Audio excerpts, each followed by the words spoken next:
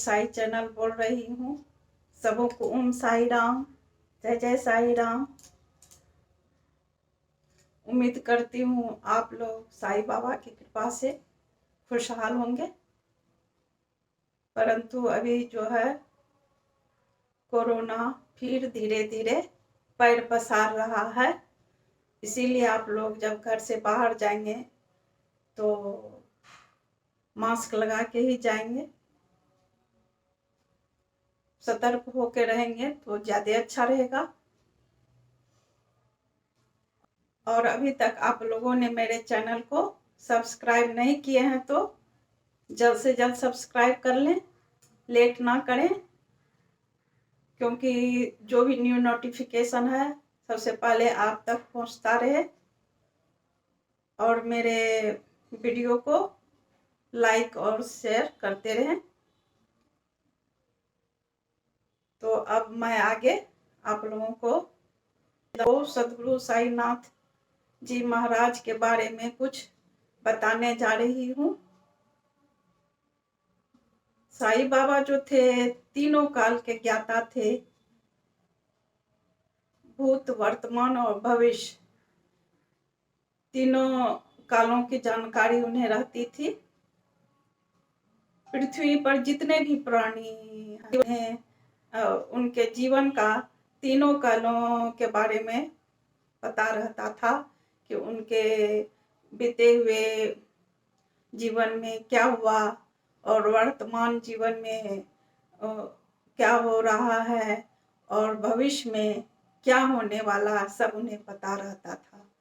परंतु वो एक फकीर के तरह दिखने में लगते थे और अपने को साधारण ही बताते थे, परंतु थे वे बहुत ही पहुंचे हुए संत थे। जब वे, मैं ये कहानी जो है उस समय की बता रही हूँ जब वे साकार रूप में थे बाबा,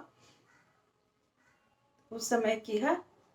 तो एक बार गोवा से दो व्यक्ति बाबा के दर्शन के लिए शिरडी आए और शिरडी पहुंचकर बाबा के दर्शन के लिए आए और बाबा का चरण स्पर्श किए और वहाँ बैठ गए।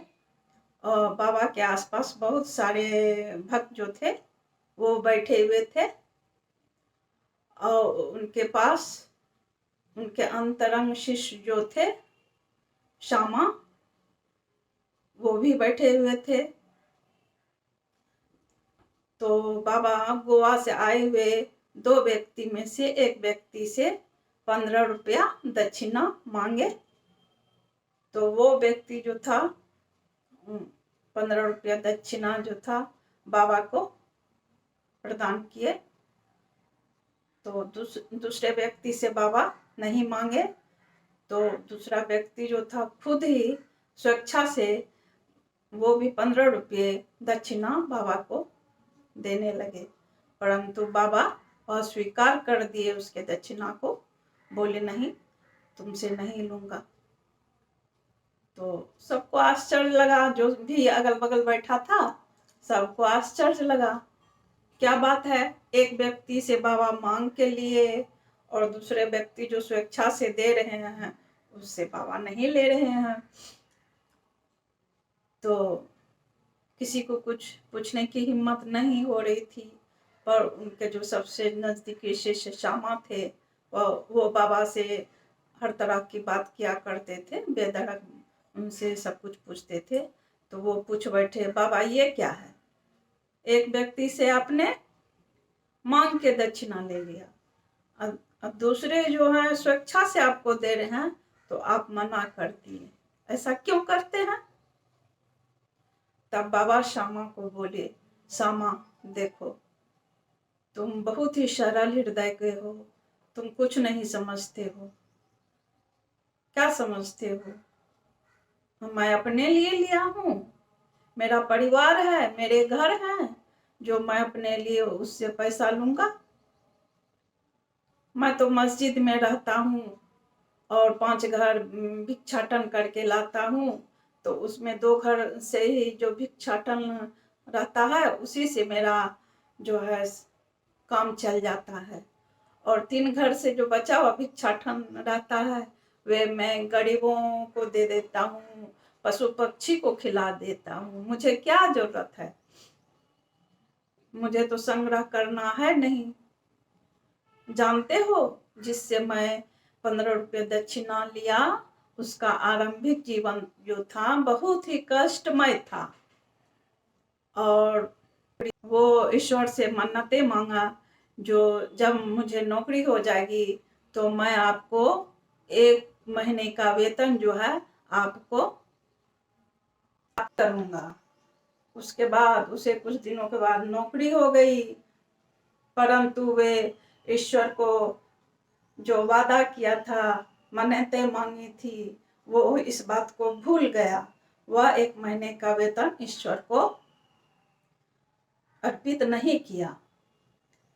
पर उसका वेतन जो है 15 रुपये के बाद 30 रुपये हो गया, 30 रुपये से 60 रुपये हो गया, 60 रुपये से 100 रुपये हो गया, और 100 रुपये से 150 रुपये हो गया। पर वो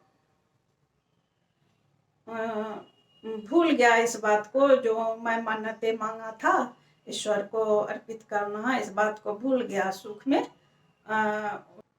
तो इसीलिए मैं उससे मैं 15 रुपये दक्षिणा मांगा हूँ।